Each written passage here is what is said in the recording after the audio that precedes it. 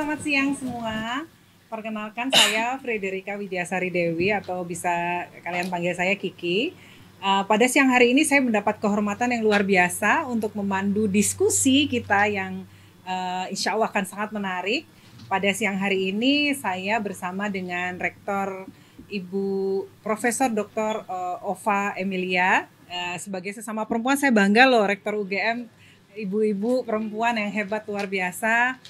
Kemudian di samping kiri saya ada Bapak Ketua Umum Keluarga Alumni Gajah Mada yang juga merupakan Gubernur Jawa Tengah, cowok berambut putih ya, yang kita semua sudah saya kenal. juga bangga loh ada rektor perempuan, anggota OJK perempuan yang visioner, wah hebat. Matur nuwun. Tadi kita baru saja melaksanakan Rakernas Kagama. Ini merupakan satu event tahunan yang ditunggu-tunggu oleh seluruh alumni UGM yang bertepatan dengan Insya Allah Disnatalis UGM yang dilaksanakan hari Senin besok. Nah, untuk itu saya ingin sekali ngobrol sama Ibu Rektor dan Mas Ketum ya. Ibu, kalau kita melihat alumni UGM ini luar biasa ya. Terus kemudian kalau kita melihat, saya sebagai alumni UGM juga bangga sekali menjadi pernah berkuliah dan menjadi keluarga besar UGM Kagama. Itu sebenarnya apa Bu yang menjadi misi UGM untuk selalu berkontribusi kepada masyarakat, utamanya dalam tahun mendatang dan juga tahun-tahun selanjutnya? Iya, terima kasih Mbak Kiki. Yeah. Jadi intinya adalah menjadi problem solver dari apa masalah aktual yang ada di depan kita. Nah, tentunya ke depan dengan adanya masa yang disrupsi seperti ini ya, perubahan sangat cepat sehingga otomatis peran dari institusi pendidikan adalah menyiapkan agen-agen perubahan atau mungkin generasi muda yang tentunya agile, yang adaptif terhadap perubahan-perubahan itu sendiri. Dan tentunya dengan demikian memerlukan adanya perubahan apa cara kita melakukan tridharma itu sendiri.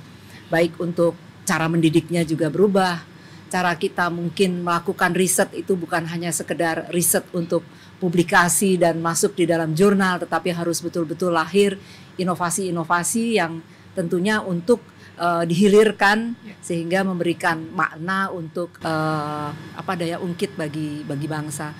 Dan yang untuk pengabdian tentunya juga berkontribusi langsung untuk sesuatu yang memang menjadi masalah penting. Dan saya kira di sini karena adanya satu disrupsi, yang kedua juga adanya perubahan yang luar biasa dengan adanya climate change, itu kita masukkan di dalam kurikulum dan kegiatan-kegiatan yang kita lakukan. Jadi intinya adalah bagaimana UGM ini bisa memecahkan persoalan yang ada saat ini. Betul. Dengan kemudian UGM ini juga harus menjadi institusi pendidikan yang agile seperti itu, mengikuti dengan perkembangan dan juga kebutuhan masyarakat kita. Betul. Nah, pilar UGM apa Bu Rektor untuk Tridharma perguruan tinggi ini apa saja? Ya, sebetulnya kalau pilarnya itu kan tetap untuk Tridharma, ada pendidikan, ada penelitian, ada pengabdian masyarakat. Ada 3 domain sebetulnya yang berkaitan dengan perubahan tersebut ya, dengan disrupsi itu. Jadi ada 3 domain yang kita fokuskan. Yang pertama adalah yang kaitannya dengan ketahanan kita dalam pangan ya, karena itu merupakan hal yang dasar ya. Dan untuk pendidikan ataukah untuk penelitian itu banyak hal yang kita kontribusikan di situ. Yang kedua adalah yang kaitannya dengan kesehatan, karena kesehatan itu selalu dikatakan pengali nol ya. Kalau misalnya kita mau ekonominya tumbuh atau gimana, tapi kalau kita nggak sehat ya sama aja bohong gitu ya. Jadi artinya kesehatan itu kita harus betul-betul mengupayakan tidak tergantung dari luar, tapi kita juga perlu mengembangkan sistem kesehatan yang betul-betul mandiri. Apalagi dan dapat. Dengan COVID ini kesehatan menjadi isu utama menjadi isu utama.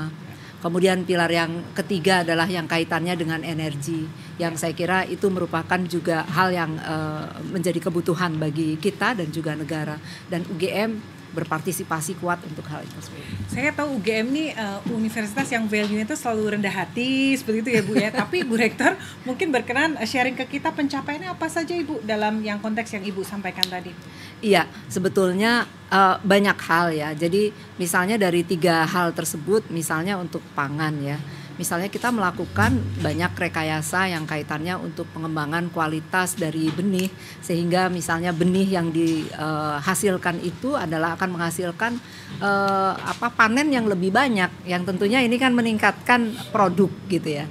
Nah, tinggal memang ini nanti PR-nya nih dengan Pak Ganjar ini ya, bagaimana kita menghilirkan dan kemudian menjadikan ini menjadi produk yang menarik bagi industri untuk scale up seperti itu ya. Contoh yang lain misalnya kalau untuk kaitannya COVID ya, sangat sangat terkenal itu dengan ginosnya ya. Yang itu juga merupakan suatu hasil yang luar biasa, terobosan bukan hanya diakui di Indonesia tetapi juga di luar, dan itu merupakan terobosan ilmu pengetahuan karena adanya suatu karya inovasi yang lintas disiplin, dan itu sesuatu hal yang baru, dan hal yang baru itu kadang-kadang juga mendapat tantangan ya, we work alone gitu ya, jadi kita jalan sendiri, dan oleh karena itu juga memang ini penelitiannya dan pengembangannya masih terus dilakukan bukan hanya untuk pada saat COVID, tapi sekarang kita kembangkan untuk bidang-bidang yang lain, untuk TBC, untuk kanker serviks, macam-macam. Ini membanggakan sekali loh Prof, Genos ini luar biasa, dan juga nanti ke depan setelah COVID mungkin nanti selesai, ini masih bisa dikembangkan untuk hal-hal lain. Betul. Baik, saya beralih ke Mas Ganjar. Mas Ganjar, ini kan tadi diskusi sama Bu Rektor harus serius. Oh, serius. Tapi kalau Mas Ganjar kan ini sebagai alumni yang kemudian jadi ketua umum alumni.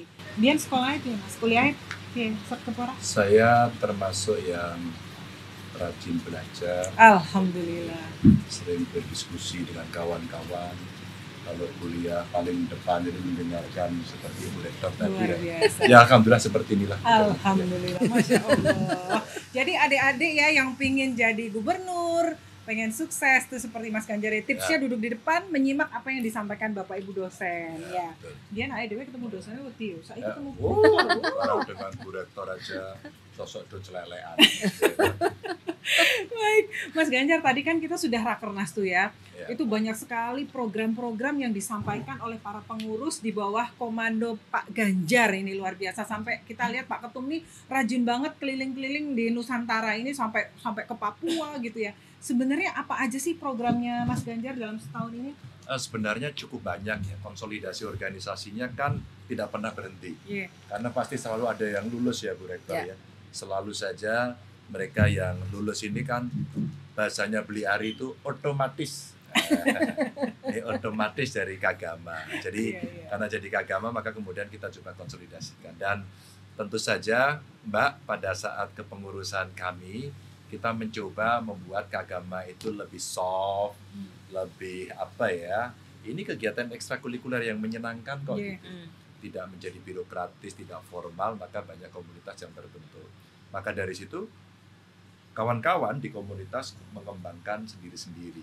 Tadi saya ceritakan bagaimana yang lari, yang membaca, yang fotografi, yang anggrek, yang yoga, atau barangkali yang secara kelembagaan memang mesti dibereskan. Ya tadi itu Mbak Pemda, Pengcap gitu ya, cabang yang ada di luar negeri gitu. Nah, dari situlah kemudian 1 tahun ini masing-masing punya program yang mereka ingin kembangkan. Kagama Lari untuk Berbagi masih terus mencoba membantu setiap ada problem sosial yang muncul. Yuk, kita lari sambil berdonasi yuk. Gitu. Terus kemudian kita melihat Kagama Fotografi itu ada loh Mbak, semacam coaching klinik. Itu mereka tampil. Kagama Care umpama, Cianjur Mbak, oh langsung bus gitu. Ya, dulu Palu bus mereka berangkat, dan saya senang banyak sekali program-program dari kegiatan masing-masing Pemda, Pengcap, komunitas itu Mbak, waduh luar biasa, antusiasmenya luar biasa. Jadi 1 tahun ini hampir-hampir setiap weekend saja kita selalu punya kegiatan baik yang sifatnya luring maupun daring maupun aktivitas yang ada di lapangan. Jadi sampai saya tuh iki wong doran duwe gawean gitu. Dan mereka sangat antusias, dan itu yang saya ceritakan di Rakernas tadi.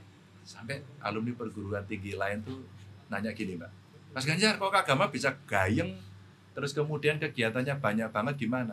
Karena saya serahkan kepada mereka. kami yang PP, Pengda, Pengcap begitu, kita minta hanya fasilitasi saja. Kalau kita fasilitasi maka anggota kita akan bisa senang.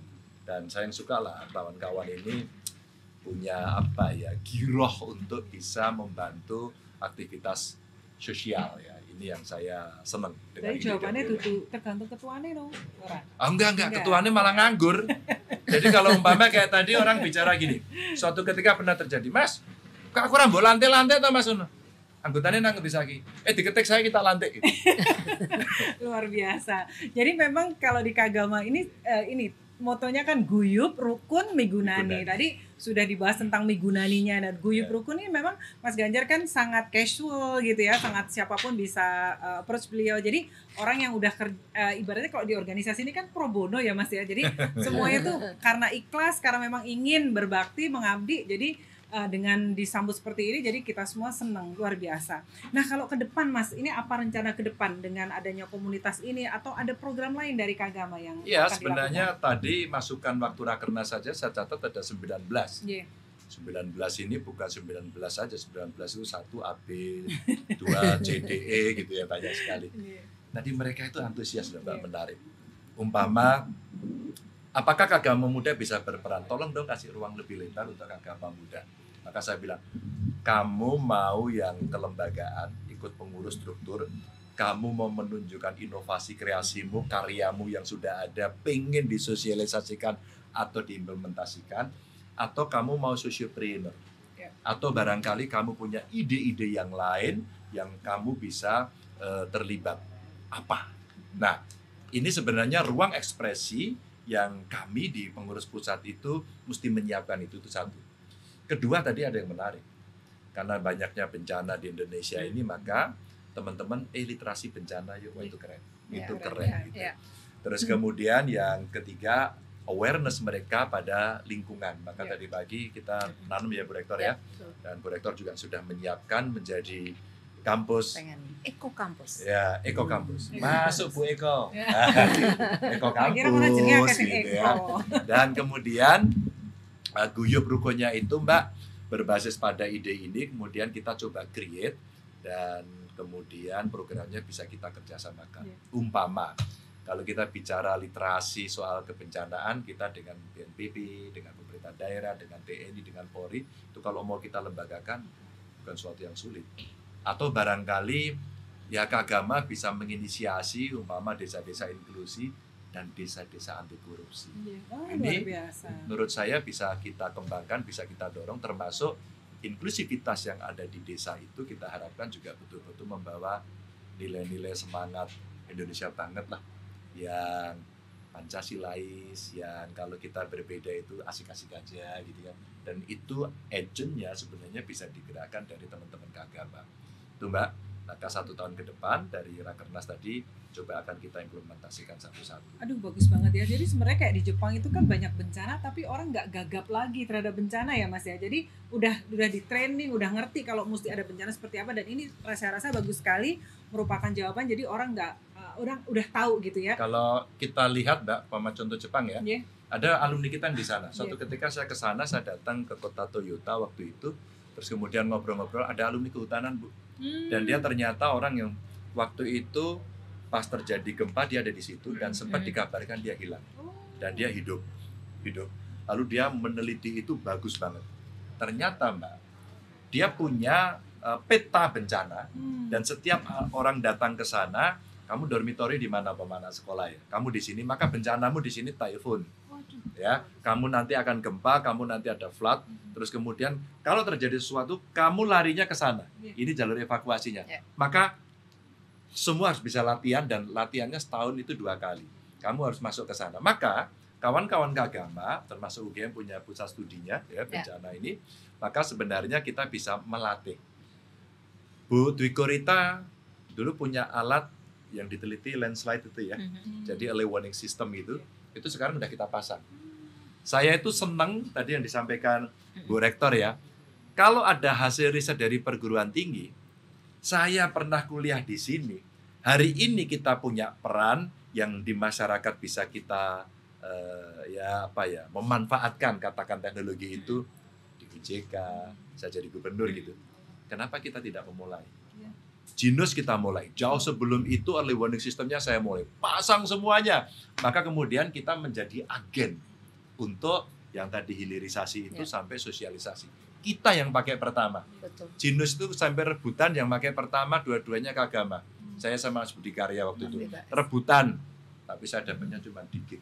Itu benar-benar problem solving saat itu ya. Bagaimana waktu itu kan ngecek mahal sekali dan sangat terbatas. Ini cuma tip luar biasa dan itu UGM. Mas Ganjar, kalau Mas Ganjar mengamati ya, kenapa sih Kagama ini begitu antusias dan kemudian di lapangan itu benar-benar selalu terdepan kalau kita cepat gitu ya. Itu apa? Kalau menurut Mas Ganjar apa sih anak-anak kita itu? Terdepan nggak selalu yang kita sosok yang minder, Mbak. Kita itu biasanya anak-anak agama terlebih low profile ya. Bener ya? Mbak, saya pernah kerja di konsultan sebelum jadi DPR waktu itu. Itu kalau saya lagi mengakses orang, saya jadi headhunter juga waktu itu. Saya tanya, alumni mana? ITB. Wow, ini masih fresh graduate ini. Mau gaji berapa gaji pertamamu? 7 juta. Saat itu Mbak, saat itu gaji orang itu paling tinggi baru 1,5. Dia udah 7 juta. Lalu kenapa kamu 7 juta? Saya bisa kok. UI. Berapa kamu? Ya saya 5 juta. Wow, dia sudah punya pasang tarif, Bu. UGM saya tanya, kamu minta gaji berapa, Bung? Ya terserah Bapak aja. Itu Mbak. Nah, tapi yang menarik, gaya rendah hati. Mungkin kita di sini selalu dididik untuk rendah hati. Ngajeni itu kultur Jogja. Kultur yang ada di sini itu ngajeni itu penting. Yang kedua, hormat pada guru. Ya, era saya dulu gurunya ya agak beda. Biasanya lumayan galak. Lumayan galak, lumayan pelit. Tapi kalau nggak galak, nggak pelit, saya juga nggak jadi apa-apa gitu ya. Jadi dari cerita itu kemudian mereka ditempa oleh pengalaman dan sebuah kesabaran. Jangan salah, kesabaran. Maka orang mau melakukan revolusi perubahan besar pun ada kesabarannya. Sehingga kapan momentum yang paling pas dengan data sains, ilmu pengetahuan yang dimiliki, maka momentumnya dia pilih. Nah, itu saya mendapatkan pengalaman dari kawan-kawan Kagama. Mereka di pelosok dunia, di pelosok tanah air itu selalu menginspirasi. Karena tabah, Mbak. Rendah hati, tabah, dan dia itu tidak pengen betunduk gitu. Pengen tiba-tiba tiba-tiba berhasil, tiba-tiba mereka mau melalui proses yang prosesnya itu sok gila nih, butuh kesabaran, dedikasi, dincocok, tidak dipisui, tapi kelak kemudian hari saya sudah 20 tahun di sini. Nah pada saat itu mulai tas ya, di birokrasi kita melihat sosok seorang Pak Basuki yang infrastrukturnya kemudian gitu ya. Terus kemudian atau sosok yang orang bilang plonga-plongo, orang bilang nggak bisa apa-apa kayak Pak Jokowi, tapi kemarin pidato di Eropa dia tantang, ya, tidak ada lagi negara yang boleh mengesampingkan negara lain, semua harus setara. Kapan presiden selama ini berani bicara itu setelah Bung Karno? Saat itu ya, maka sebenarnya itulah gayanya. Ya, dinya nggih. Ora iso nggih, ora apa-apa, agama banget. Tapi begitu disuruh mutus tos.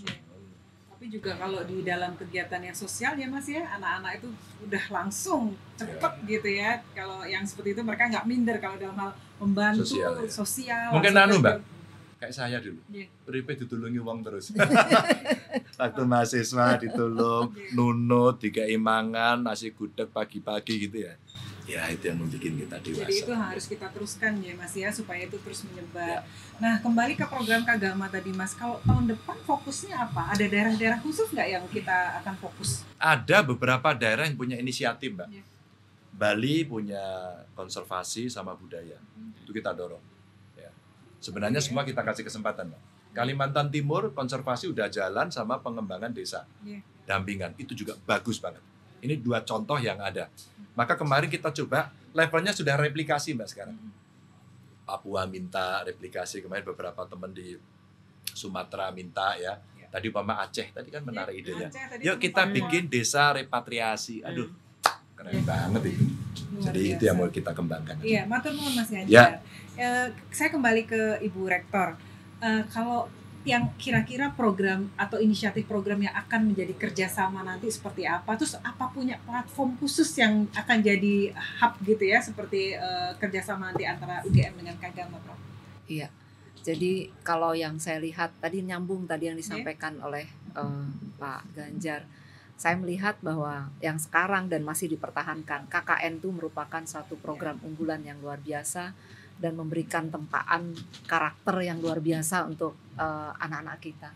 Dan sekarang ini menjadi satu pengalaman yang unik gitu ya bagi mahasiswa yang kaitannya dengan karakter, mengembangkan empati, rasa sosial yang itu dia tidak dapatkan di yang lain gitu ya. Dan itu menjadi kebanggaan anak-anak itu. Ke depan saya ingin justru di program KKN yang memang merupakan unggulan ini terjadi kolaborasi yang cantik dengan Kagama.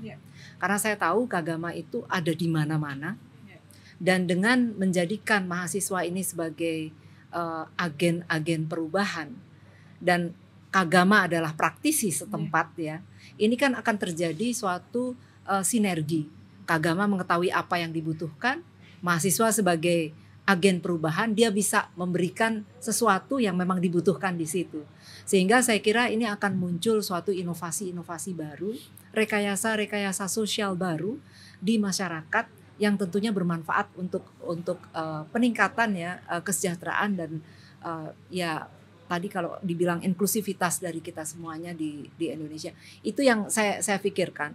Dan selain itu Kagama ini kan praktisi. Kita sedang mengembangkan GIK ya, gelanggang inovasi dan kreativitas. Di mana di situ kami sangat berharap bahwa Kagama yang luar biasa itu menjadi juga bagian dari bukan hanya praktisi bukan hanya industri tapi juga mungkin dari UMKM dari segala macam ya yang bisa menyambut langsung dan berinteraksi langsung dengan mahasiswa untuk mengembangkan inovasi-inovasi ke depan. Dan saya kira itu akan mempercepat untuk adanya hilirisasi dan produk-produk yang dapat dihilirkan ke depannya. Jadi UGM merancang sesuatu yang akan bisa menjadi sinergi dan mengundang seluruh alumni untuk bisa berpartisipasi. Jadi artinya bukan hanya praktisi mengajar saja, tetapi saya yakin tadi aja waktu ditanya ini apa nganunya UMKM segala macam itu wah luar biasa kan betul. Yang dilakukan. Nah itu banyak sekali yang bisa disinergikan dan akan menjadi bekal yang luar biasa untuk mahasiswa. Mas Ketum mau nambahin untuk sinergi ke depan? Oh ya, sebenarnya kan kita ada di mana-mana tadi dengan peran masing-masing dunia usaha, TNI Polri, di pemerintahan ya, di BUMN kan banyak. Maka sebenarnya kelas-kelas inspirasi itu bisa mengundang. Kira-kira kalau mengundang Mbak Kiki dengan pengalaman soal keuangan seperti apa sih? Kira-kira kalau menghadapi pinjol seperti apa sih? Kita lari aja terbirit-birit nggak usah dibayar atau kita laporkan polisi. Kalau saya di pemerintahan seperti apa sih gitu ya dan seterusnya. Jadi sebenarnya yang disampaikan Bu Rektor tadi ya, Kagama pasti dengan senang hati dan seabrek sebenarnya pengalaman dan personil yang dimiliki dan sebenarnya tinggal masuk long list yang ada terus kemudian setiap saat bisa disampaikan sehingga Merdeka Belajarnya bisa kita sambut. UGM Visipol itu pernah mengirim mahasiswanya ke Pemprov Jateng untuk magang dan kemudian itu implementasi dari Merdeka Belajar. KKN tematik ya, Bu Rektor juga sudah muncul dan itu kita temukan dan yang menarik mereka selalu telepon, Mas temuin dong dengan Kagama yang di sini, temuin dengan pemerintahnya kita temuin. Maka sederhana saja, jejaring yang ada ini kemudian bisa kita manfaatkan untuk mereka bisa mendapatkan satu hasil yang terbaik. Maka mereka perform semua. Jejaring atau network itu satu kata kunci ya untuk kita bisa sukses secara bersama-sama dan bersinergi. Nah, saya sampai di penghujung diskusi kita siang hari ini. Ini satu yang paling ditunggu-tunggu oleh semua nih pasti. apa pesan Ibu Rektor sama Mas Ketum nanti untuk adik-adik mahasiswa-mahasiswa kita dan juga untuk para alumni? Monggo Ibu Rektor dulu, nanti silakan nanti Mas Ketum menutup. Iya, kalau saya, karena kita ini termasuk orang-orang yang beruntung, kurang dari 5% dari penduduk Indonesia yang mengenyam pendidikan tinggi. Jadi mestinya harapan terhadap kemajuan, kesejahteraan dari bangsa ini adalah pada pundak kita semuanya. Oleh karena itu janganlah kita menyia-nyiakan kesempatan itu, apa yang sudah dibuka baik oleh institusi ataupun oleh Kagama, Ikatan Alumni ini, mari kita gunakan sebaik-baiknya untuk suatu aktivitas-aktivitas yang bermanfaat untuk masyarakat luas. Sinergi dan kolaborasi Ibu Rektor untuk kesuksesan kita semua, untuk kejayaan bangsa dan negara kita. Monggo Mas Ketum, penutupan yang ditunggu. UGM, terima kasih sudah mengajarkan banyak hal kepada kami. Dan untuk Kagama, silakan bergabung, siapapun, dimanapun, ada 2 hal, bagikan idemu, bagikan pengalamanmu untuk kebaikan. Alhamdulillah, luar biasa, matur nuwun sangat Mas Ketum, matur nuwun sangat Ibu Rektor. Sami-sami. Semoga podcast kita pada hari ini bermanfaat untuk kita semua, dan selamat atas diresmikannya rumah komunitas untuk pojok Kagama komunitas ini. Semoga semakin memberikan manfaat. Kagama guyup rukun migunani. Matur nuwun. Assalamualaikum warahmatullahi wabarakatuh. Waalaikumsalam warahmatullahi wabarakatuh.